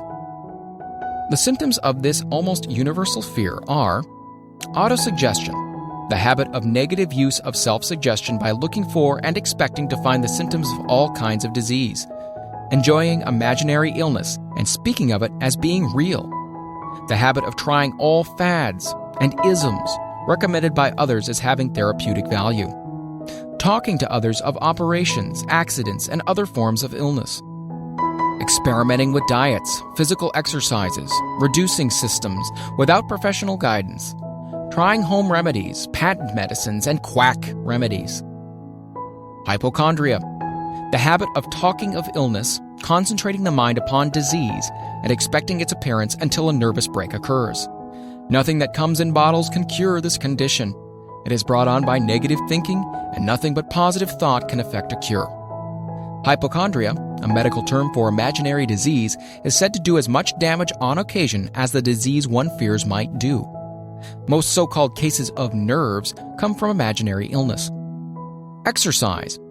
Fear of ill health often interferes with proper physical exercise and results in overweight by causing one to avoid outdoor life. Susceptibility. Fear of ill health breaks down nature's body resistance and creates favorable condition for any form of disease one may contact. The fear of ill health is often related to the fear of poverty, especially in the case of the hypochondriac, who constantly worries about the possibility of having to pay doctor's bills, hospital bills, etc. This type of person spends much time preparing for sickness, talking about death, saving money for cemetery lots and burial expenses and other things. Self-coddling. The habit of making a bid for sympathy, using imaginary illness as the lure. People often resort to this trick to avoid work. The habit of feigning illness to cover plain laziness or to serve as an alibi for lack of ambition. Intemperance. The habit of using alcohol or narcotics to destroy pains such as headaches, neuralgia, etc., instead of eliminating the cause. The habit of reading about illness and worrying about the possibility of being stricken by it. The habit of reading patent medicine advertisements. The fear of loss of love. The origin source of this inherent fear needs but little description because it obviously grew out of man's polygamous habit of stealing his fellow man's mate and his habit of taking liberties with her whenever he could. Jealousy and other similar forms of dementia grow out of a man's inherited fear of the loss of love of someone. This fear is the most painful of all the 6 basic fears. It probably plays more havoc with the body and mind than any of the other basic fears, as it often leads to permanent insanity. The fear of the loss of love probably dates back to the Stone Age, when men stole women by brute force. They continue to steal females, but their techniques have changed. Instead of force, they now use persuasion, the promise of pretty clothes, motor cars, and other bait, much more effective than physical force. Man's habits are the same as they were at the dawn of civilization, but he expresses them differently now. Careful analysis has shown that women are more susceptible to this fear than men. This fact is easily explained. Women have learned from experience that men are polygamous by nature and that they are not to be trusted in the hands of rivals. Symptoms of the fear of the loss of love. The distinguishing symptoms of this fear are jealousy, the habit of being suspicious of friends and loved ones without any reasonable evidence of sufficient grounds. Jealousy is a form of dementia, which sometimes becomes violent without the slightest cause. The habit of accusing wife or husband of infidelity without grounds. General suspicion of everyone, absolute faith in no one. Fault-finding.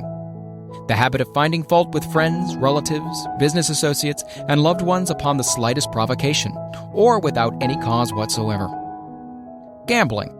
The habit of gambling, stealing, cheating, and otherwise taking hazardous chances to provide money for loved ones with the belief that love can be bought. The habit of spending beyond one's means or incurring debts to provide gifts for loved ones with the object of making a favorable showing. Insomnia, nervousness, lack of persistence, weakness of will, lack of self-control, lack of self-reliance, bad temper. The fear of old age. In the main, this fear grows out of 2 sources. First, the thought that old age may bring with it poverty. Secondly, and by far the most common source of origin, from false and cruel teachings of the past which have been well mixed with fire and brimstone and other bogies cunningly designed to enslave men through fear. In the basic fear of old age, man has 2 very sound reasons for his apprehension. One, growing out of his distrust of his fellow man, who may seize whatever worldly goods he may possess, and the other arising from the terrible pictures of the world beyond, which were planted in his mind through social heredity before he came into full possession of his mind. The possibility of ill health, which is more common as people grow older, is also a contributing cause of this common fear of old age. Eroticism also enters into the cause of the fear of old age, as no man cherishes the thought of diminishing sex attraction. The most common cause of a fear of old age is associated with the possibility of poverty. Poor house is not a pretty word. It throws a chill into the mind of every person who faces the possibility of having to spend his declining years on a poor farm. Another contributing cause of the fear of old age is the possibility of loss of freedom and independence, as old age may bring with it the loss of both physical and economic freedom. Symptoms of the fear of old age. The commonest symptoms of this fear are the tendency to slow down and develop an inferiority complex at the age of mental maturity, around the age of 40, falsely believing oneself to be slipping because of age. The truth is that man's most useful years, mentally and spiritually, are those between 40 and 60.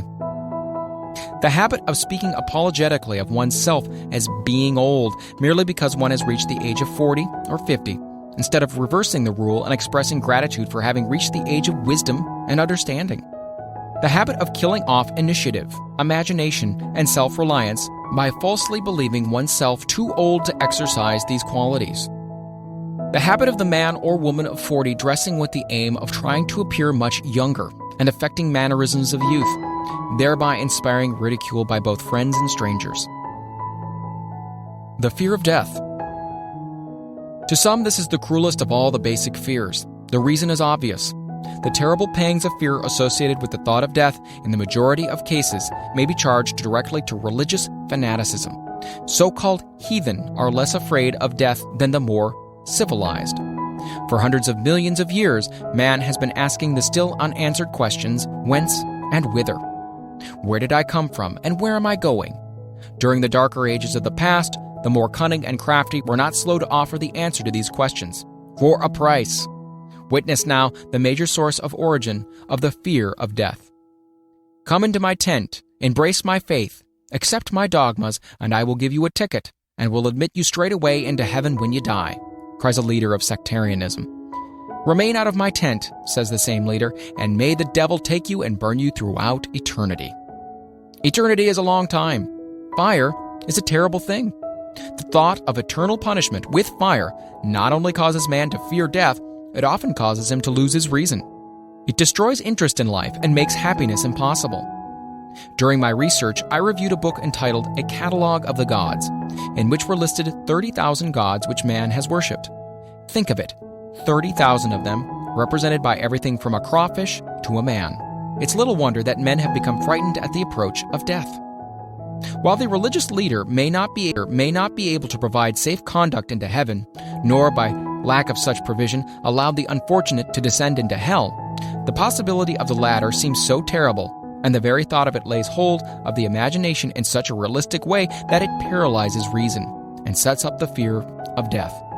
In truth, no man knows, and no man has ever known what heaven or hell is like, nor does any man know if either place actually exists. This very lack of positive knowledge opens the door of the human mind to the charlatan, so he may enter and control that mind with his stock of various brands of pious fraud and trickery. The fear of death is not as common now as it was during the age when there was no great colleges and universities. Men of science have turned the spotlight of truth upon the world, and this truth is rapidly freeing men and women from the terrible fear of death. The young men and young women who attend the colleges and universities are not so easily impressed by fire and brimstone. Through the aid of biology, astronomy, geology, and other related sciences, the fears of the Dark Ages which gripped the minds of men and destroyed their reason have now been dispelled. Insane asylums are filled with men and women who have gone mad because of the fear of death. This fear is useless. Death will come no matter what anyone may think about it. Accept it as a necessity and pass the thought out of your mind. It must be a necessity, or it would not come at all. Perhaps it's not as bad as it's been pictured. The entire world is made up of only two things: energy and matter. In elementary physics, we learn that neither matter nor energy, the only two realities known to man, can be created nor destroyed. Both matter and energy can be transformed, but neither can be destroyed. Life is energy, if it's anything. If neither energy nor matter can be destroyed, then of course life can't be destroyed. Life, like other forms of energy, may be passed through various processes of transition or change, but it can't be destroyed. Death is a mere transition. If death is not mere change or transition, then nothing comes after death except a long, eternal, peaceful sleep, and sleep is nothing to be feared. Thus you may wipe out forever the fear of death. Symptoms of the fear of death. The general symptoms of this fear are the habit of thinking about dying instead of making the most of life, due generally to lack of purpose or lack of suitable occupation. This fear is more prevalent among the aged, but sometimes the more youthful are victims of it as well. The greatest of all remedies for the fear of death is a burning desire for achievement, backed by useful services to others. A busy person seldom has time to think about dying. He finds life too thrilling to worry about death. The fear of death is closely associated with the fear of poverty, where one's death would leave loved ones poverty-stricken. In other cases, the fear of death is caused by illness and the consequent breaking down of physical body resistance. The commonest causes of the fear of death are ill health, poverty, lack of appropriate occupation, disappointment over love, insanity, religious fanaticism. Old man worry. Worry is a state of mind based upon fear. It works slowly but persistently. It is insidious and subtle. Step by step, it digs itself in until it paralyzes one's reasoning faculty, destroys self-confidence and initiative. Worry is a form of sustained fear caused by indecision. Therefore, it is a state of mind which can be controlled. An unsettled mind is helpless. Indecision makes an unsettled mind. Most individuals lack the willpower to reach decisions promptly and to stand by them after they have been made, even during normal business conditions. During periods of economic unrest, such as the world has recently experienced, the individual is handicapped, not alone by his inherent nature to be slow at reaching decisions, but he is influenced by the indecision of others around him, who have created a state of mass indecision. During the Depression, the whole atmosphere all over the world was filled with Fierenza, and worryitis, the two mental disease germs which began to spread themselves after the Wall Street frenzy in 1929. There's only one known antidote for these germs. It is the habit of prompt and firm decision. Moreover, it is an antidote which every individual must apply for himself. We do not worry over conditions once we have reached a decision to follow a definite line of action. I once interviewed a man who was to be electrocuted 2 hours later. The condemned man was the calmest of some 8 men who were in the same death cell with him. His calmness prompted me to ask him how it felt to know he was going into eternity in a short while. With a smile of confidence on his face, he said, "It feels fine. Just think, brother, my troubles will soon be over. I've had nothing but trouble all my life. It's been a hardship to get food and clothing. Soon I won't need these things. I felt fine ever since I learned for certain that I must die. I made up my mind then to accept my fate in good spirit." As he spoke, he devoured a dinner of proportions sufficient for 3 men, eating every mouthful of the food brought to him and apparently enjoying it as much as if no disaster awaited him.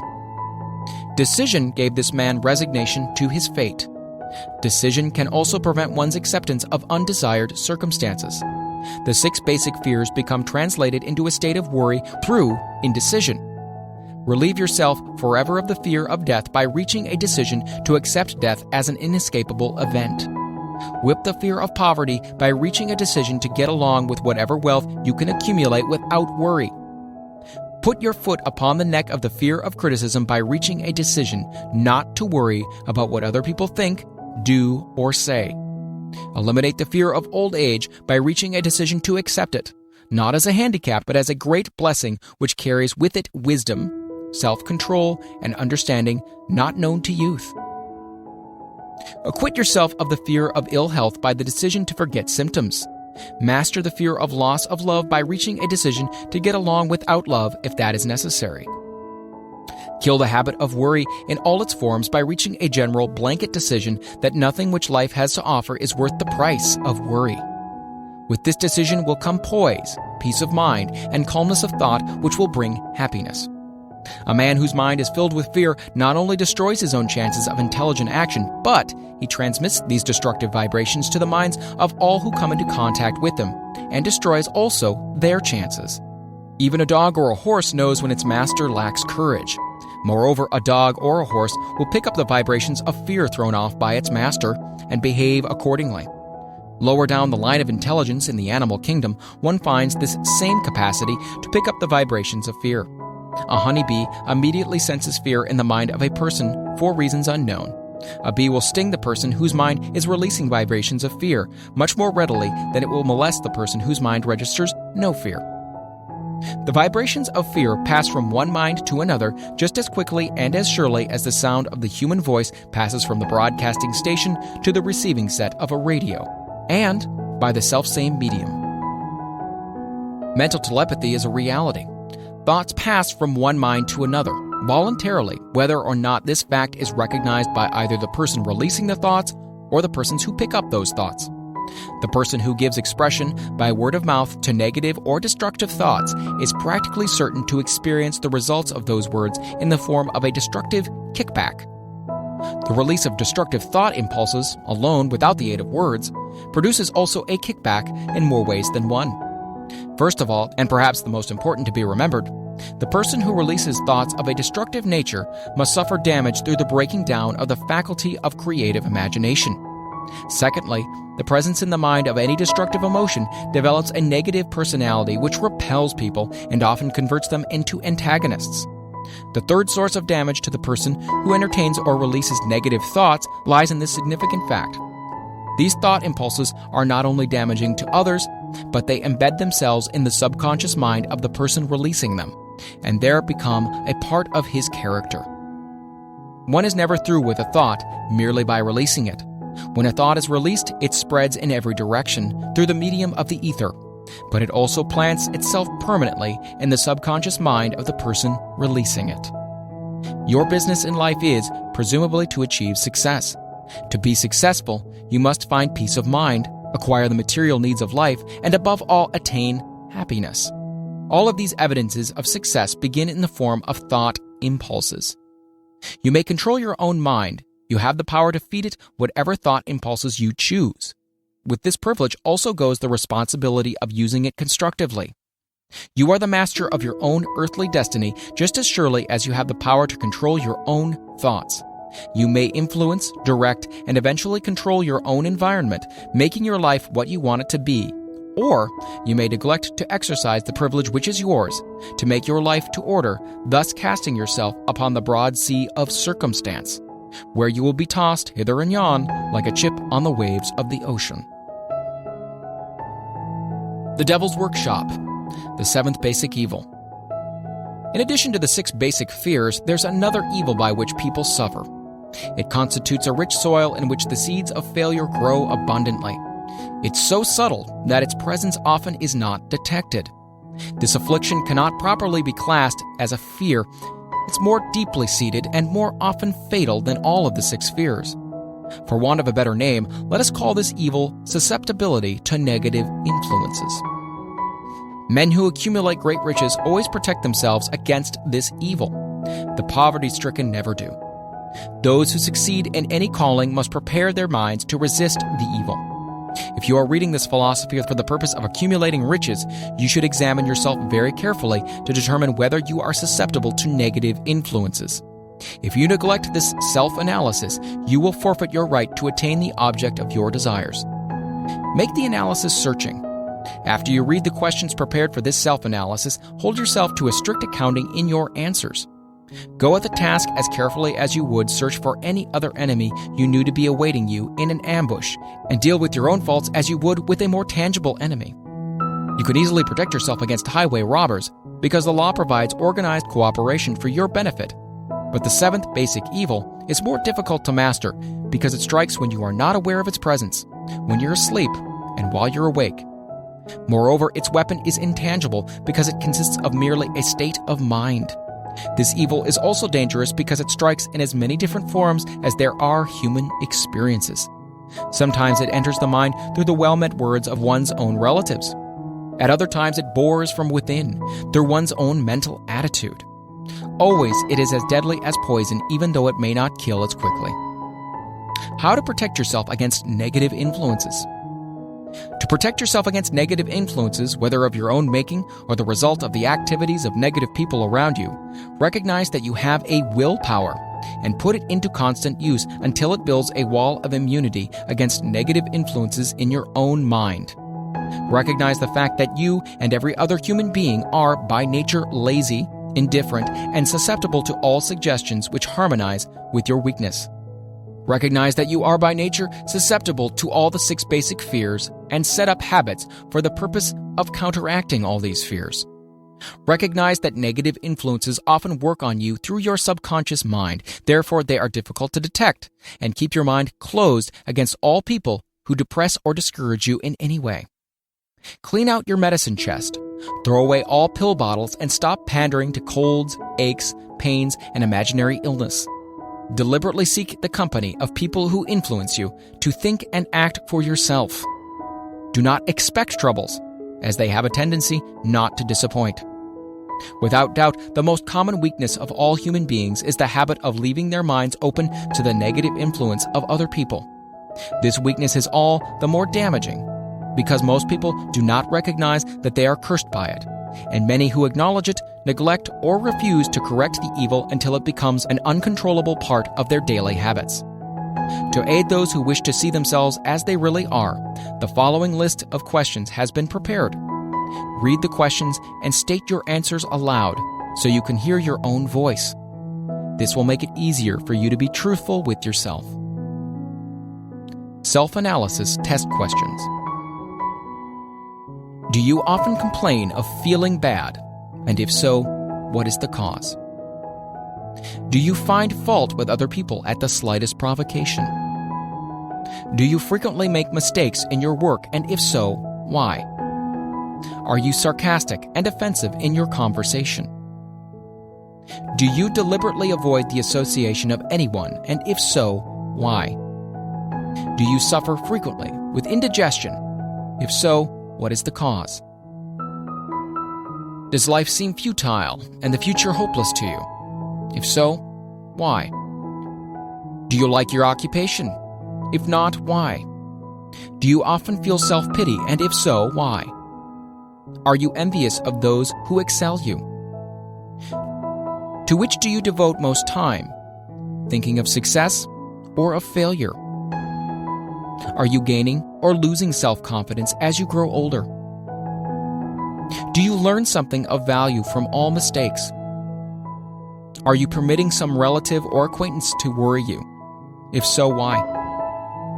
Are you sometimes in the clouds and at other times in the depths of despondency? Who has the most inspiring influence upon you? What is the cause? Do you tolerate negative or discouraging influences which you can avoid? Are you careless of your personal appearance? If so, when and why? Have you learned how to drown your troubles by being too busy to be annoyed by them? Would you call yourself a spineless weakling if you permitted others to do your thinking for you? Do you neglect internal bathing until auto-intoxication makes you ill-tempered and irritable? How many preventable disturbances annoy you, and why do you tolerate them? Do you resort to liquor, narcotics, or cigarettes to quiet your nerves? If so, do you not try willpower instead? Does anyone nag you, and if so, for what reason? Do you have a definite major purpose, and if so, what is it? And what plan have you for achieving it? Do you suffer from any of the 6 basic fears? If so, which ones? Have you a method by which you can shield yourself against the negative influence of others? Do you make deliberate use of autosuggestion to make your mind positive? Do you value most your material possessions or your privilege of controlling your own thoughts? Are you easily influenced by others against your own judgment? Has today added anything of value to your stock of knowledge or state of mind? Do you face squarely the circumstances which make you unhappy or sidestep the responsibility? Do you analyze all mistakes and failures and try to profit by them, or do you take the attitude that this is not your duty? Can you name 3 of your most damaging weaknesses? What are you doing to correct them? Do you encourage other people to bring their worries to you for sympathy? Do you choose from your daily experiences lessons or influences which aid in your personal advancement? Does your presence have a negative influence on other people as a rule? What habits of other people most annoy you?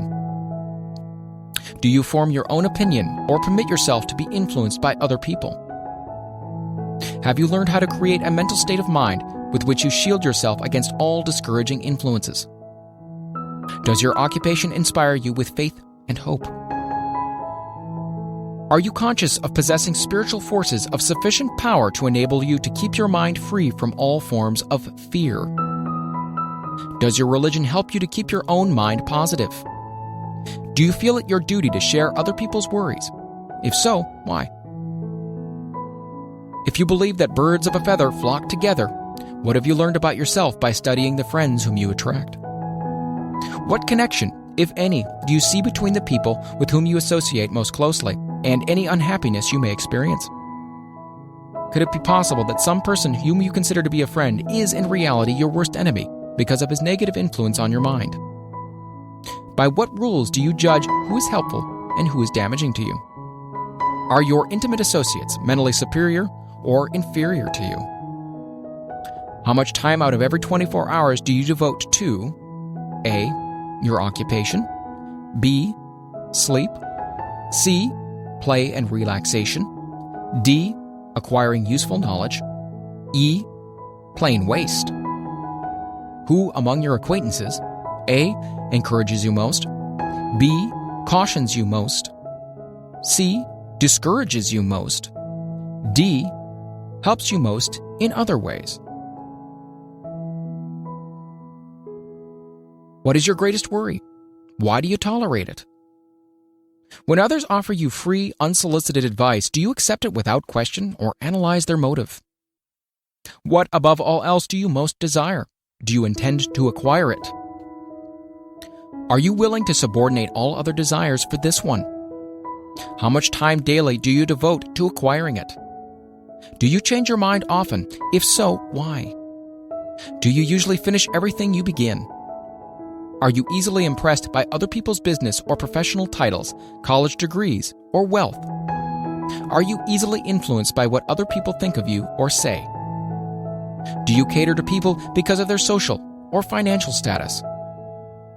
Whom do you believe to be the greatest person living?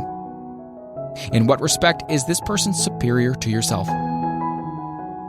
How much time have you devoted to studying and answering these questions? At least one day is necessary for the analysis and the answering of the entire list. If you have answered all these questions truthfully, you know more about yourself than the majority of people. Study the questions carefully. Come back to them once each week for several months and be astounded at the amount of additional knowledge of great value to yourself you will have gained by the simple method of answering the questions truthfully. If you're not certain concerning the answers to some of these questions, seek the counsel of those who know you well, especially those who have no motive in flattering you, and see yourself through their eyes. The experience will be astonishing. You have absolute control over but one thing, and that is your thoughts. This is the most significant and inspiring of all facts known to man. It reflects man's divine nature. Thus, divine prerogative is the sole means by which you may control your own destiny. If you fail to control your own mind, you may be sure you will continue nothing else. If you must be careless with your possessions, let it be in connection with material things. Your mind is your spiritual estate. Protect and use it with the care to which divine royalty is entitled. You were given a willpower for this purpose. Unfortunately, there is no legal protection against those who, either by design or ignorance, poison the minds of others by negative suggestion. This form of destruction should be punishable by heavy legal penalties because it may and often does destroy one's chance of requiring material things which are protected by law. Men with negative minds tried to convince Thomas Edison that he could not build a machine that would record and reproduce the human voice, because, they said, no one else had produced such a machine. Edison did not believe them. He knew that the mind could produce anything the mind could conceive and believe, and that knowledge was the thing that lifted the great Edison above the common herd. Men with negative minds told F.W. Woolworth he would go broke trying to run a store on 5 and 10 cent sales. He did not believe them. He knew that he could do anything within reason if he backed his plans with faith. Exercising his right to keep other men's negative suggestions out of his mind, he piled up a fortune of more than $100 million. Men with negative minds told George Washington he would not hope to win against the vastly superior forces of the British, but he exercised his divine right to believe. Therefore, this book was published under the protection of the Stars and Stripes, while the name of Lord Cornwallis has been all but forgotten. Doubting Thomases scoffed scornfully when Henry Ford tried out his first crudely built automobile on the streets of Detroit. Some said the thing never would become practical. Others said no one would pay money for such a contraption. Ford said, "I'll belt the earth with dependable motor cars." And he did. His decision to trust his own judgment has already piled up a fortune far greater than the next 5 generations of his descendants can squander. For the benefit of those seeking vast riches, let it be remembered that practically the sole difference between Henry Ford and a majority of the more than 100,000 men who work for him is this: Ford has a mind and controls it. The others have minds which they do not try to control. Henry Ford has been repeatedly mentioned because he is an astounding example of what a man with a mind of his own and a will to control it can accomplish. His record knocks the foundation from under that time-worn alibi: "I never had a chance." Ford never had a chance either, but he created an opportunity and backed it with persistence until it made him richer than Croesus. Mind control is the result of self-discipline and habit. You either control your mind or it controls you. There is no hallway compromise. The most practical of all methods for controlling the mind is the habit of keeping it busy with a definite purpose, backed by a definite plan. Study the record of any man who achieves noteworthy success, and you will observe that he has control over his own mind. Moreover, that he exercises that control and directs it toward the attainment of definite objectives. Without this control, success is not possible. 57 Famous Alibis by Old Man If. People who do not succeed have one distinguishing trait in common. They know all the reasons for failure and have what they believe to be airtight alibis to explain away their own lack of achievement. Some of these alibis are clever and a few of them are justifiable by the facts, but alibis cannot be used for money. The world wants to know only one thing: have you achieved success? A character analyst compiled a list of the most commonly used alibis. As you read the list, examine yourself carefully and determine how many of these alibis, if any, are your own property. Remember, too, the philosophy presented in this book makes every one of these alibis obsolete. If I didn't have a wife and family, if I had enough pull, if I had money, if I had a good education, if I could get a job, if I had good health, if I only had time, if times were better, if other people understood me, if conditions around me were only different, if I could live my life over again, if I did not fear what they would say, if I had been given a chance, if I now had a chance, if other people didn't have it in for me, if nothing happens to stop me, if I were only younger, if I could only do what I want, if I had been born rich, if I could meet the right people, if I had the talent that some people have, if I dared assert myself, if I had embraced past opportunities, if people didn't get on my nerves, if I didn't have to keep house and look after the children, if I could only save some money, if the boss only appreciated me, if I only had somebody to help me, if my family understood me, if I lived in a big city, if I could just get started, if I were only free, if I had the personality of some people, if I was not so fat, if my talents were known, if I could just get a break, if I could only get out of debt, if I hadn't failed, if I only knew how, if everybody didn't oppose me, if I didn't have so many worries, if I could marry the right person,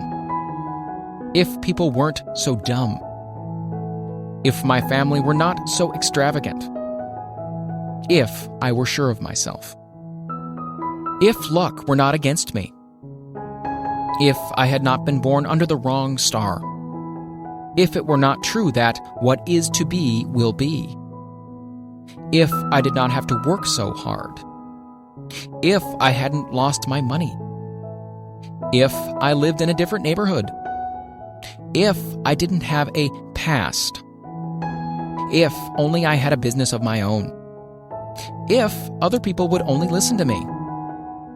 If, and this is the greatest of them all, I had the courage to see myself as I really am, I would find out what is wrong with me and correct it.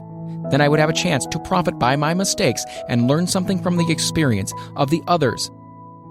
For I know that there is something wrong with me, or I would now be where I would have been if I had spent more time analyzing my weaknesses and less time building alibis to cover them.